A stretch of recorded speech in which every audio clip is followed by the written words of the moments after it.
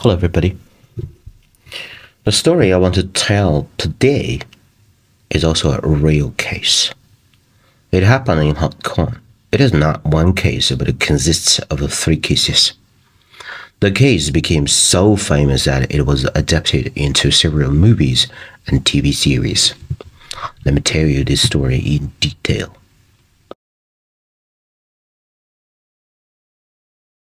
On March 13th, 2001, at 12 o'clock noon time, the Pear Tree Police Station in Chuan Wan, Hong Kong, received an emergency call. The man who called the police called himself a surname Chen, like a Jackie Chan. He said that there was a noise disturbing the residents on the 15th floor of a pine tree building house in Pine Tree Village. It was very noisy, and he hoped that the police would go and take a look. Then he left the mobile phone number. The police station sent a police officer to the alarmed location immediately. When the police arrived, he did not find any noise. He asked the surrounding residents. The neighbors said they did not know and did not hear any noise. The officer called the reporter's phone number, but no one answered. The police found it baffling, but did not pay much attention, because people would do false reports for fun occasionally. The next day, March 14th, 2001, at 12 noon, the Chuan Wan Police Station in Hong Kong received another call. The strange thing was that this call went directly to the police office. This telephone was used internally by the police, did not install any recording equipment. The police officer on duty answered the call. There was a man on the other end of the phone who said his surname was Zeng. He wanted to complain about noise pollution in Bugao village. Then he said, "I'm just calling to tell you that I will call the Pear Tree Police Station to make a complaint." After saying that, the phone was hung up. The police officer felt strange that this number was not a public number. So why would anyone call him? 5 minutes later, at 12:05, the Pear Tree Police Station in Hong Kong received an alarm call. The man who called the police claimed his surname was Zheng, and it was from Bugao village. He complained that the neighbor's stereo in room 552, Block A, Building 10, was making loud noise and disturbing the residents. The police needed to deal with it immediately, so they sent Officer Liang to investigate. However, this was a trap. Officer Liang failed to come back. 25 minutes later, around 20:30, the Pear Tree Village Police Station received another call. The caller said he heard gunshots at the location where Officer Liang went to deal with the noise pollution. The police sent several officers to the scene immediately. When they arrived, they saw Officer Liang lying in a pool of blood, having been shot 5 times.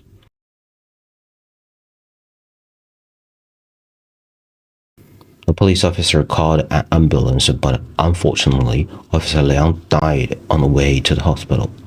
The police found that Officer Liang's gun, bullets, and speed loader were missing. The police thought that the murderer was probably still in the building and conducted a search immediately, but found nothing. Then the police investigated the phone number of the police call and found that this kind of SIM card does not require real name registration. People buy the card, then charge some money, and after making some calls, the SIM card will be thrown away. There is no way to trace the user. At that time, there were 2 different types of phone cards in Hong Kong. One required a real name registration and it was cheap, and the other did not require real name registration and it was much more expensive. Then it is impossible to trace who made the call through the phone number. The police found that the number 552 mentioned by the suspect was actually an empty apartment with no one living in it. The phone number was untraceable. The suspect called the police and the officer Leon went to the location. The suspect took the opportunity to kill him and took his gun and bullets. Through on-site investigation, police found only one mask, which may be related to the suspect. There was nothing else except this mask. This is the only clue to the case. But this is a common mask, and police have searched for it for a long time without making any progress. This is a major case of killing a police officer, snatching guns and bullets. The police investigated the victim, Officer Leon's friends, colleagues, classmates, and trainees of the police mobile unit. They investigated more than 350 people in total, but found nothing. They investigated all the surveillance videos near the crime scene, but found no clues. This is a bit incredible. What does this mean? This criminal suspect has strong anti-investigation capabilities, not only to kill a well-trained Hong Kong police officer, but also avoided all surveillance angles when escaping. At the same time, this man also took the police gun and bullets. Police guns are equipped with an anti-robbery setting. Most people don't know how to take away the gun. Moreover, the suspect also called an internal phone at the Chuanwan police station. This phone does not have a recording function, so the suspect may know all this information. The suspect's crime was premeditated, and he was very familiar with the inner workings of the police. It is likely that the suspect was a police officer. The case was investigated for more than half a year, and countless clues and suspicious persons were investigated, but nothing was found. The case is almost becoming a cold case. However, at the end of 2001, Officer Liang's gun showed up again, and the criminals used this gun to start killing.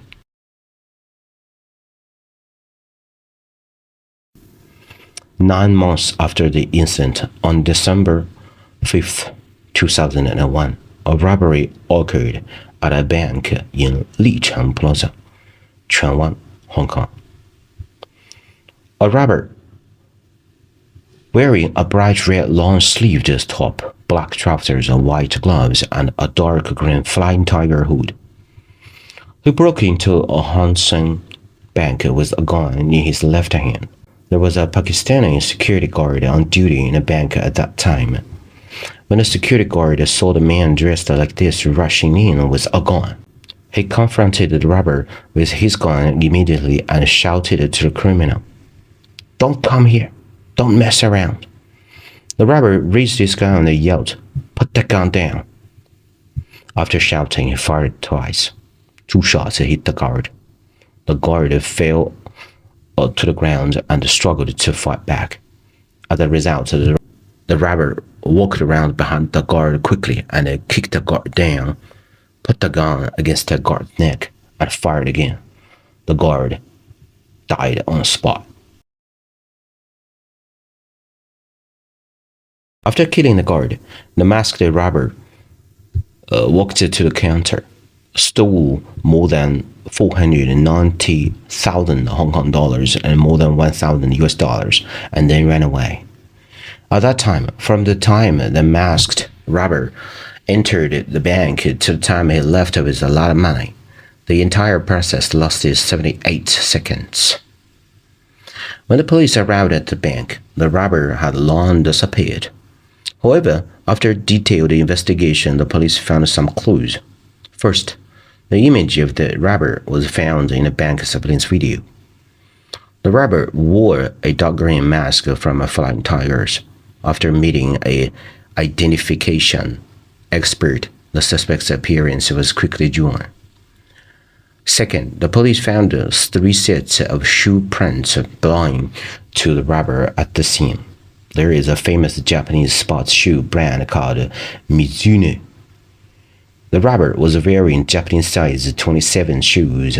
After investigation, a total of 800 pairs of these shoes were sold in Hong Kong at the time, of which 130 pairs were size 27. And this shoe is available within the police system. In a previous case of shooting police officer Liang, the police originally suspected that it might be an insider. This Hang Seng Bank robber's shoe print confirmed this. Third, the bullets killed the Pakistani guard was found to have come from the missing gun of police officer Liang after ballistics testing. This is a significant discovery. This masked robber was probably the same person as the murderer who had reported the false case and shot Officer Liang. So the police decided to combine the two cases. Who will be responsible for investigating this case? OCTB Hong Kong. It is called Organized Crime and Triad Bureau. OCTB has conducted a large number of secret investigations in the police force. A total of 3,667 people were investigated for 5 years, but the murderer was still not found.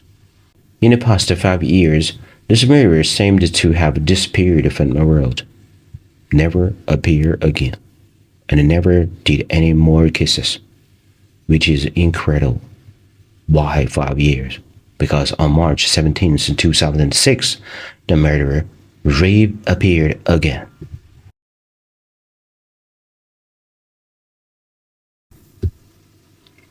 Location: an underground tunnel.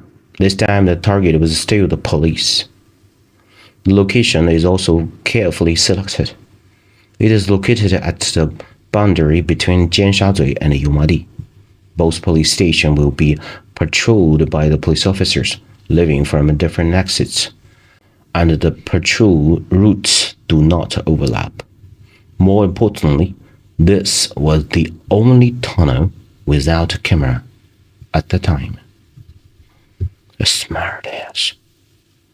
In the early morning of March 17, 2006, there were 2 patrol officers, one Officer Xian and the other Officer Zheng. Officer Xian, who was walking in front, was preparing to go up the tunnel stairs when he suddenly found a man on the left side of the stairs sitting against the wall. This guy, who looked abnormal to the police officers at the first glance. He was wearing a wig. Xian was about to step forward for questioning when the man suddenly pulled out a gun and shot Officer Xian twice in the head, and then fired once at Officer Zheng, who was behind him. The 2 police officers were unprepared, and Zheng fell down immediately after being shot. However, the nearest Officer Xian did not fall down. He drew his gun and fired back at the murderer, shooting the murderer's pistol down. The murderer rushed over and tried to snatch the gun from Officer Xian. The officer fought desperately with the murderer. The murderer took the gun from Officer Xian's hand, bent his arm, and pointed at Officer Xian. He wanted to use the officer's gun to kill the officer. At this critical moment, Officer Zheng, who was shot and fell to the ground just now, used his last strength to draw his gun, aimed at the murderer, and fired 5 shots. After the shootout, police officers rushed to the scene. All 3 people fell in a pool of blood. They sent the 2 police officers and the murderer to the hospital quickly for medical treatment. Officer Xian was lucky to survive, but the murderer died. Officer Zheng, who shot the murderer, died too. The identity of the murderer was immediately confirmed. Dear friends, he was a Hong Kong police officer called Xu Bugao.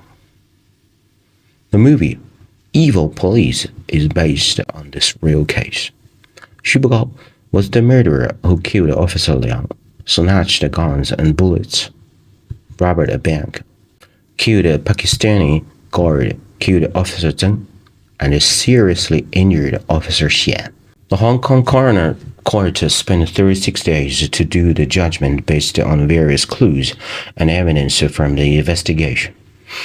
The jury finally concluded that Xu Bugao illegally killed police officer Liang, killed the Pakistani guard, and killed Officer Zheng. In the end, Xu Bugao was legally killed by Officer Zheng. Xu Bugao was a policeman originally. How could he do these horrible killings? He was born in Fujian province in 1970. He immigrated to Hong Kong with his family in the 1980s. He joined the Hong Kong police force in 1993 and performed well in physical fitness and shooting. Got a diploma and a certificate of excellence. Later, he became a member of the official police stationed in urban areas, airports, and mobile units. In the eyes of his neighbors, Police Officer Xu was a very good person. During holidays, neighbors often see him taking his family to restaurants for breakfasts. He took his wife and daughter to the park to play, a good husband and a good father. However, Xu, who was a good husband and a father in the eyes of his neighbors, has another side that only a few people know. Li, a former police officer who was very familiar with Xu, revealed that Xu was actually a gambler and a whore master, saying that he often visited red light districts in Hong Kong or Shenzhen. Moreover, this man also bet on football and horse racing, and the stakes were huge. Evidence showed that in the year 2004 Asian Cup final between China and Japan, Xu bet 70,000 Hong Kong dollars, and in the end he won, and the Japanese team defeated China 3-1. Xu earned 210,000 Hong Kong dollars, and in his work and life, some colleagues who knew him also reported that some of his remarks were inexplicable and unbelievable. He wanted to be the father of the country. At the same time, this man admired Hitler very much, and later, when the Hong Kong police investigated Xu's criminal motives, they found that he had some diaries. The recorded information shocked the police. Then this man wrote in his diary, "I want to do some earth-shattering thing." What does he want to do? The police discovered that he had studied in detail the daily routes and travel time of Mr. Dong Jianhua, the chief executive of Hong Kong Special Administrative Region, the top officer of Hong Kong, and the daily schedule of the commander of Hong Kong garrison. My God. All details were recorded in his diaries. This info was reported by the media later, causing an uproar in society. Many people speculated what this guy was going to do. It's unimaginable. He killed Officer Liang for the gun and bullets. But why did he kill Officer Zheng and Officer Xian? It's understandable that he robbed a bank and got lots of money. But why did he kill his colleagues? This is incomprehensible. Some media reported some professionals' analysis of Xu. One of the investigative experts came from FBI, named Mike Mara. He said that Xu may have schizophrenia or personality disorder. He put some of the fantasies in his mind into action. Although he robbed a bank, money was not his most important target. He killed a policeman in a tunnel. This location was carefully chosen, located in the middle of two districts. He wanted to kill policemen, but not a specific one. Why was he doing this? Xu is dead, and these questions have become a mystery. Why he killed a policeman randomly, no one knows. Okay, everybody, this is the end of the story today. Please share what you think of this story and your stories. If you enjoy my work and would like to help me continue to bring these stories to you, please subscribe to my channel or like my page, give a thumbs up to the stories you appreciate, and share your thoughts and opinions in the comments. Share the stories with anyone who might find them enjoyable. Thank you, everybody. This is Alex's Story Time, and I am Alex. I got a lot of good stuff to share with you. So, talk to you later. See you next time. Bye-bye.